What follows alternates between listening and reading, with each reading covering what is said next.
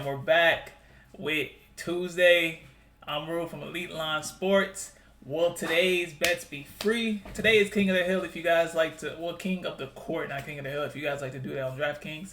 I do have my favorite King of the Court pick. I will reveal that later on in this video. As of right now, I do. For right now, we're going to give you one leg from each team. There's about 4 games today. 1, 2, 3, 4. 4 games today, which I have one pick per team for you guys to lock in for today's slate. Without further ado, I'm your host, Rue, Elite Line Sports. Said that again.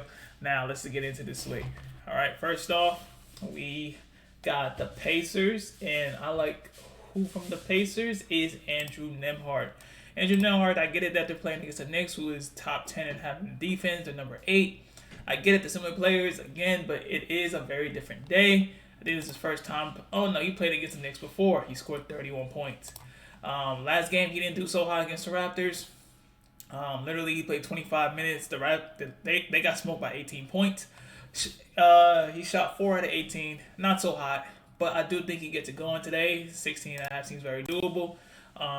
Again, I just really like it. And literally, the Knicks are 25 out of 30 having to guard the ball handler. Next up on the Knicks side, we like Karl Anthony Towns. Mr. Cat himself, big Dominican, when literally shooting 20, literally the Pacers are 28 out of 30 having a guard shots within 10 feet. They're very bad on the interior. Cat literally thrives in that. He shoots 66% of his shots from there. Hit rate for similar players, gets 3 over the line. There's literally 23 out of 30 having a guard. Centers, literally the Pacers are bad. The 23 having a guard. The interior, which is the restricted area, Cat is 9 out of 17 and 52% when he plays out of that. When he plays against bottom 10 teams. That being said, Karl Anthony Towns 20.5, Andrew Nembhard 16.5. Next game, Clippers and Rockets. Who we like from the Clippers? I like the new guy, Benedict Mathurin. Benedict Mathurin just played this team not too long ago. February 2nd, he scored 25 points off of 34 minutes. He shot 8 out of 15. He has played against this team. Literally, I think that was his last game that he played. So he's playing them again on his new team. Clippers definitely are showing that they need scoring. They need other ball handlers to really put the ball in the hoop other than Kawhi. So I don't think Kawhi gets there. But literally, when Benedict Mathurin plays against top 10 teams who having to guard his position, he is 72%, 8 for 11 having to hit his line. Just similar players are just under 50%.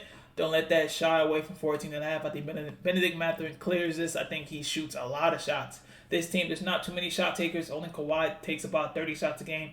John Collins is the second most shot field goal attempted person on this team. Benedict Mathurin will flourish in this. I'm sure he'll start, or he'll probably be coming off of the bench for a 6-man. Either way, he's going to throw up like 20 shots. 15 points seems too low for him. I think like 18 points should be the line, really. Next up from the Rockets, we got Alperen Sengun. Sengun didn't do so hot against the OKC. Kind of needed him. He was 6 and 12. He actually looked pretty good, but at the same time, 17 points is really light against the OKC team. Similar players have gotten 7 over the line, which is impressive. 5 out of 7, 37%. Alperen Sengun. I think his line before was 18.5. No, sorry, not his points. PRA. I think his PRA pushes him there when he plays against top 10 teams. Literally, he is just under 50%. Don't let that shit shy.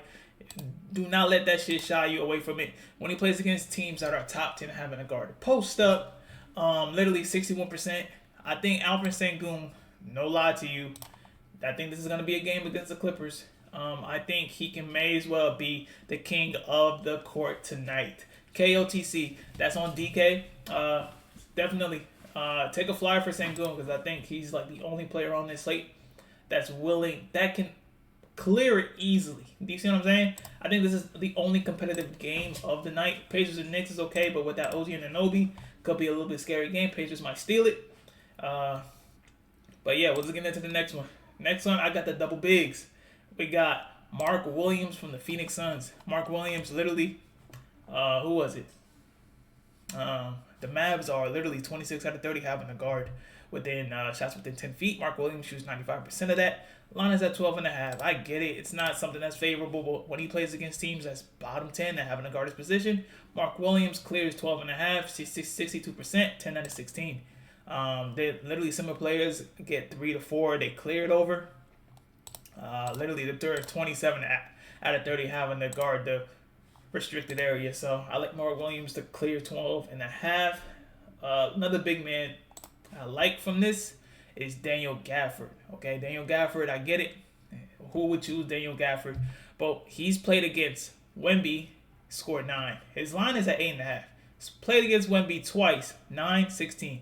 For the past 4 games, he's been very involved in the offense. I think they're going to look to dump to him a lot.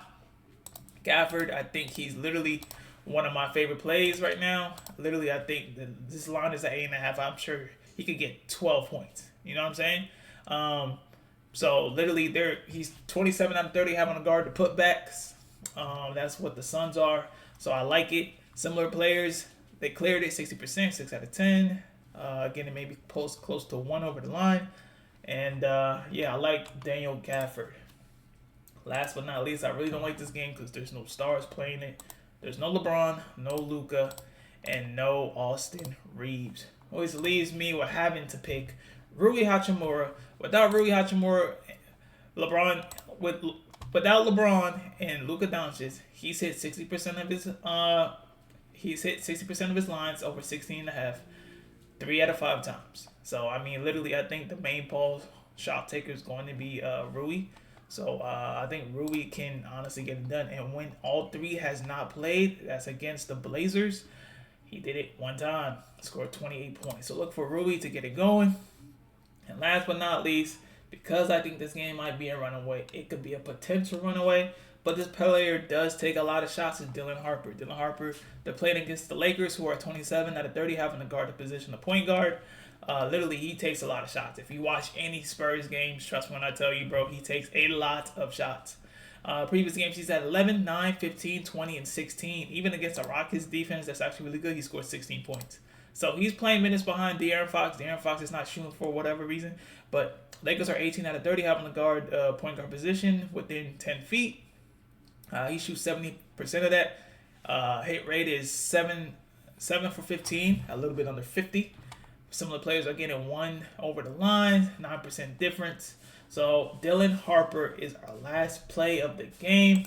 King of the court game that I like the most is Alfred Sengun, so book him in. I'm sure he'll give y'all maybe like a couple bonus bets, you know what I mean, if you do pick him. And with that being said, I'm pretty sure, thank y'all for supporting. Thank y'all for showing in. Thank y'all for tuning in, showing love. You know what I mean? We post daily, so definitely get them subs up and likes. It does help with the algorithm. With that being said, I appreciate every single one of you guys, and I'll catch y'all in the next one.